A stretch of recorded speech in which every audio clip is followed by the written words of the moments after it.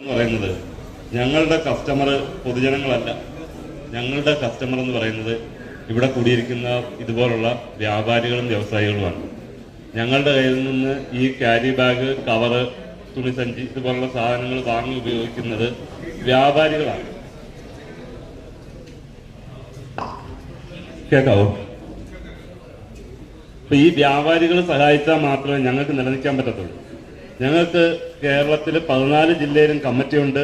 14 ജില്ലയിലും മാനുഫാക്ചറിംഗ് യൂണിറ്റുകൾ പ്രവർത്തിക്കുന്നുണ്ട്. 50-ലധികം യൂണിറ്റുകൾ പ്രവർത്തിക്കുന്നുണ്ട്. കേരളത്തിൽ ആവശ്യമായിട്ടുള്ള മുഴുവൻ ക്യാരി ബാഗുകളും പേപ്പർ കവറുകളും സപ്ലൈ ചെയ്യാനുള്ള കപ്പാസിറ്റി ഉണ്ട്. പക്ഷേ ഞങ്ങൾ പരിഗണിക്കപ്പെടുന്നില്ല വേണ്ട വിധത്തിൽ. അതെന്തുകൊണ്ടാണെന്ന് എനിക്ക് മനസ്സിലായിട്ടില്ല.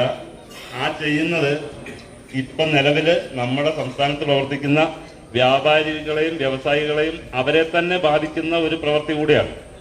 അതായത് ഇപ്പോൾ ഇവിടെ ഇന്നലെ സംസാരിച്ച പലരും ചൂണ്ടിക്കാണിച്ച ഒരു വിഷയമുണ്ട്.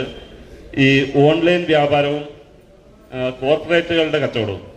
ശരിയാണ്, ഈ രണ്ട് കച്ചവടവും നമ്മളെ ബാധിക്കുന്നതാണ്. അതേപോലെ തന്നെ തുല്യമായി ബാധിക്കുന്നതാണ് നമ്മളുടെ പർച്ചേസ് പുറത്തോട്ട് കൊണ്ടുപോകുമ്പോൾ. വളരെ അത്യാവശ്യമുള്ളതല്ലാത്ത നമ്മുടെ സംസ്ഥാനത്തിനകത്തുനിന്ന് നമുക്ക് വാങ്ങിക്കാൻ പറ്റുന്ന സാധനങ്ങൾ നമ്മൾ അവിടുന്ന് വാങ്ങിച്ച് വിറ്റില്ലെങ്കിൽ നമ്മുടെ സംസ്ഥാനത്ത് നിന്ന് പുറത്തോട്ട് പോകുന്ന ഫണ്ട് പിന്നെ തിരിച്ചു വരത്തില്ല.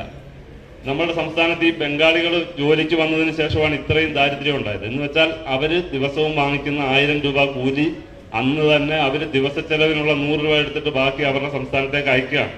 ആ പൈസ പിന്നെ തിരിച്ചിങ്ങോട്ട് വരത്തില്ല. കാരണം ഒരു സംസ്ഥാനവും കേരളത്തിൽ നിന്നൊരു സാധനം വാങ്ങിച്ച് അവിടെ കച്ചവടം ചെയ്യാൻ വേണ്ടി ഉപയോഗിക്കുന്നില്ല. അതുകൊണ്ടാണ് ഇവിടെ ഈ ഫണ്ട് ഫ്ലോ കുറഞ്ഞത്. അപ്പൊ നിങ്ങളും ആലോചിക്കണം, ഈ സംസ്ഥാനത്തിനകത്ത് ഈ ക്യാരി ബാഗുകളും കവറുകളും തുണിസഞ്ചികളും ഉണ്ടാകുന്നുണ്ട്. അതേ വിലയ്ക്ക് തന്നെ തമിഴ്നാട്ടിൽ നിന്ന് കൊണ്ടുവരുന്ന സാധനം നിങ്ങൾ യഥേഷ്ടം വാങ്ങിക്കുകയും ഞങ്ങളുടെ കയ്യിൽ വാങ്ങിക്കാതിരിക്കുകയും ചെയ്യുമ്പോൾ ഈ ഒരു വ്യവസായം തകർച്ചയെ നേരിട്ടുകൊണ്ടിരിക്കുകയാണ്. ദയവ് ചെയ്ത് നിങ്ങൾ ഞങ്ങളെ കൂടി ആ കാര്യത്തിൽ പരിഗണിക്കാൻ തയ്യാറാകണം. അവര് തരുന്ന വിലയ്ക്ക് തരുവാണെങ്കിൽ മേടിച്ചാൽ മതി. അവര് തരുന്ന വിലയിൽ കൂട്ടി ഞങ്ങളുടെ കയ്യിൽ നിന്ന് വാങ്ങണ്ട. അവര് തരുന്ന വിലയ്ക്ക് തരുവാണെങ്കിൽ ഞങ്ങളുടെ കയ്യിൽ നിന്ന് കൂടി വാങ്ങാൻ വേണ്ടിയിട്ട് നിങ്ങൾ തയ്യാറാകണം. അത് നിങ്ങളെയും സഹായിക്കുന്നതാണ്. കാരണം ആ ഫണ്ട് ഇവിടെ തന്നെ സർക്കുലേറ്റ് ചെയ്യും. ഇവിടുന്ന് തമിഴ്നാട്ടിലേക്ക് ആ ഫണ്ട് പോകത്തില്ല. അത് ആലോചിച്ച് നിങ്ങൾ തീരുമാനിക്കേണ്ട ഒരു വിഷയമാണ്. രണ്ടാമതൊരു കാര്യം, ഈ പ്ലാസ്റ്റിക്കിന്റെ നിരോധനമാണ്. ഞങ്ങൾ ഒരു സമയത്തും വ്യാപാരികളുടെ കയ്യിൽ നിന്ന് പ്ലാസ്റ്റിക് കണ്ടെത്തി പിടിച്ച് അവരുടെ പേരിൽ പെനാൽറ്റി ഈടാക്കാൻ വേണ്ടി ഒരു പരാതിയുമായിട്ട് ഞങ്ങൾ ഒരു സ്ഥലത്തും പോയിട്ടില്ല.